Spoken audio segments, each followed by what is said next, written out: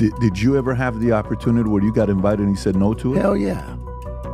What was the consequences when you said no? Puffy invited me for weeks, asking me to come and teach him how to, wanted me to be his acting coach for a while.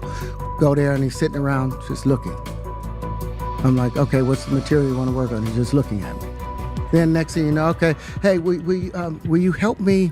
I want to hear your music. So I come over there and I play the music. And he's sitting there, just looking at me, like waiting. Okay. So then my assistant was like, he wants to hang out with you next week. And I was like, for what? He's like, I think he's trying to fuck you. That's what my assistant said. And I was like, oh, okay. Now I get it. So now no more communication.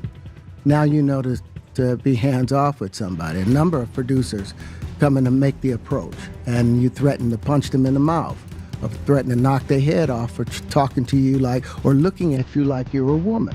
When you approach a real man about his masculinity, you're gonna get a real stings. But when you give up your manhood, I've never seen somebody recover from it.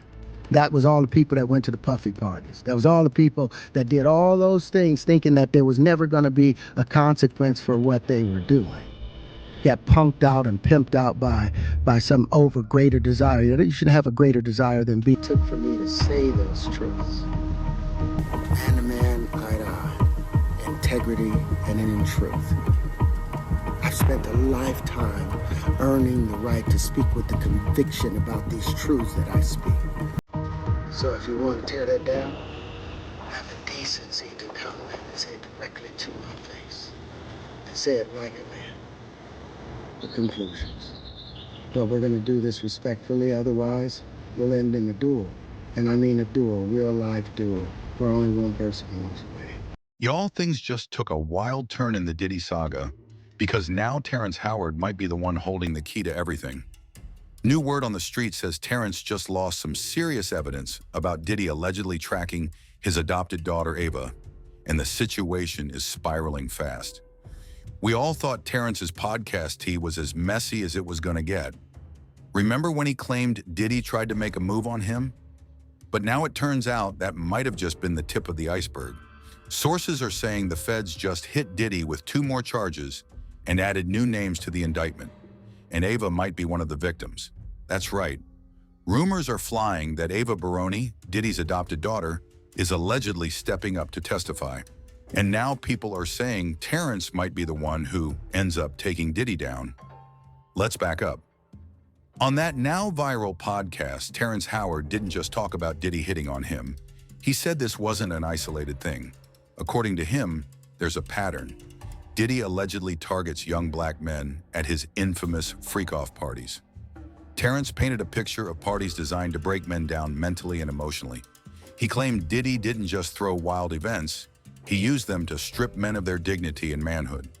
Without naming names, he implied there are others in the industry who've been through the same thing, but stayed quiet out of fear or embarrassment.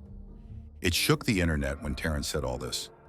But apparently he was still holding back. Whispers started circulating that Terrence had even more disturbing info. Info that could crack the entire Diddy case wide open.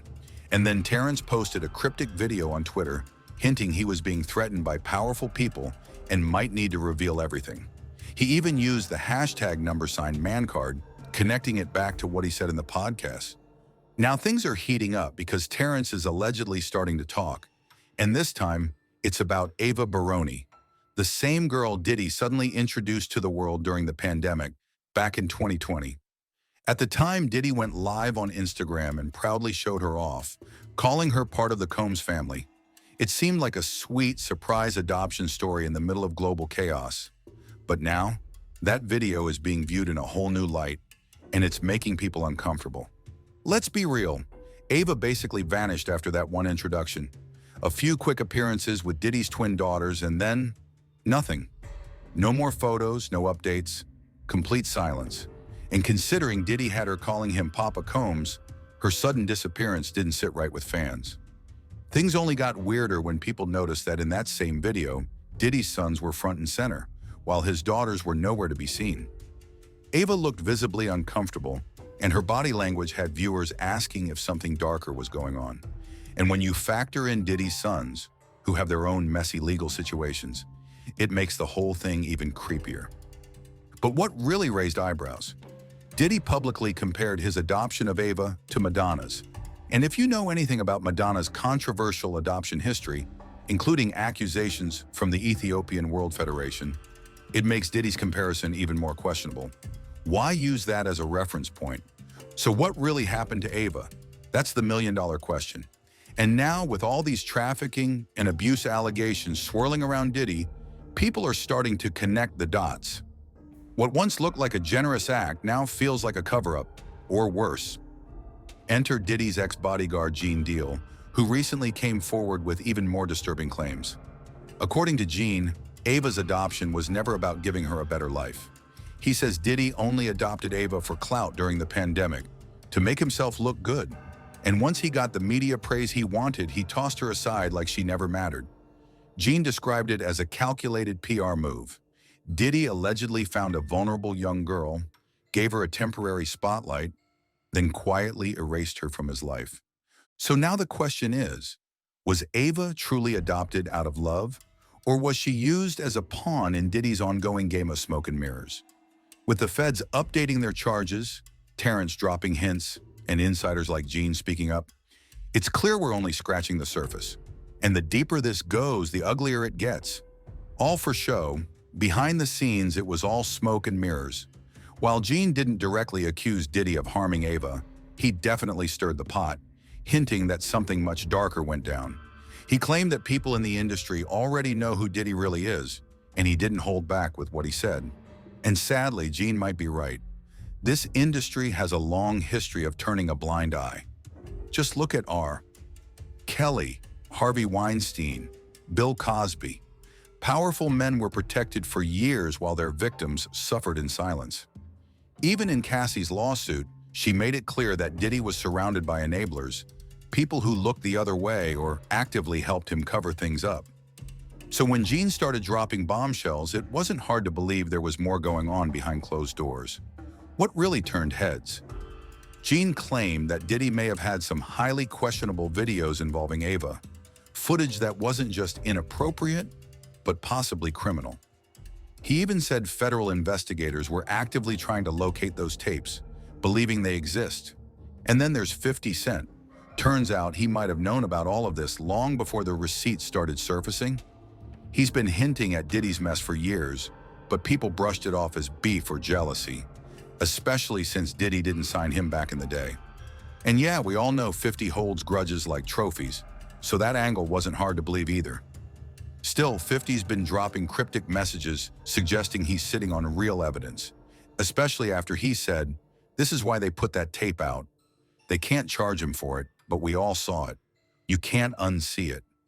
According to insiders, 50's upcoming documentary on Diddy is going to be explosive. He's calling it Diddy Did It, and he's already promised receipts. Last year he said, if Diddy's smart, he'll file for bankruptcy now.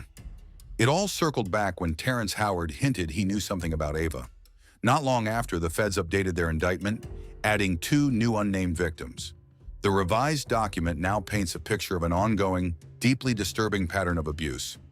According to the updated indictment, Diddy, along with members of his enterprise, allegedly used his power and position to lure, intimidate, and manipulate women into engaging in graphic acts.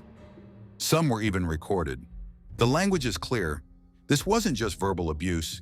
It was emotional, physical, and exploitative. Women were flown in, sometimes across state lines or even internationally, with Diddy allegedly using everything from money and career promises to threats and intimidation to control them. And these weren't just private encounters. These were choreographed, produced events, what Diddy allegedly referred to as freak-offs. The indictment details how Diddy, with help from his inner circle, orchestrated these elaborate sessions, often involving male commercial workers. And these freak-offs weren't just wild parties. They were filmed, directed, and used to control or manipulate the people involved. It's beyond messy now. If Ava is indeed one of the unnamed victims, as some speculate, this case is about to explode in a way we haven't seen in decades. And the silence from Diddy's camp? Only making it worse. So now there are claims that Diddy didn't just engage in questionable behavior, he allegedly forced women at his infamous parties to sleep with other men for money. But before diving into what federal investigators uncovered, let's be absolutely clear. The women involved did not consent. According to federal documents, Diddy allegedly coerced them into these situations and then forced payment on them afterward. Why? Because that payment created a twisted form of legal cover. It gave him the ability to claim it was a consensual transaction, like the women were just being compensated for something they willingly agreed to, when in reality the whole thing was reportedly forced from the start. It's a manipulative tactic meant to confuse the lines between coercion and consent. And with how quick some people online are to shame the victims, this type of strategy can unfortunately work, at least in the court of public opinion. It makes survivors look complicit when they were allegedly manipulated the entire time. This whole thing is getting messier by the day, but the truth is coming. Even though the trial has been delayed, it's still moving forward soon. And something tells us what we know now might only scratch the surface. So buckle up, and in the meantime, tell us what you think. Is Ava really involved? Are the feds about to drop something major? Drop your thoughts in the comments and don't forget to check out the next video.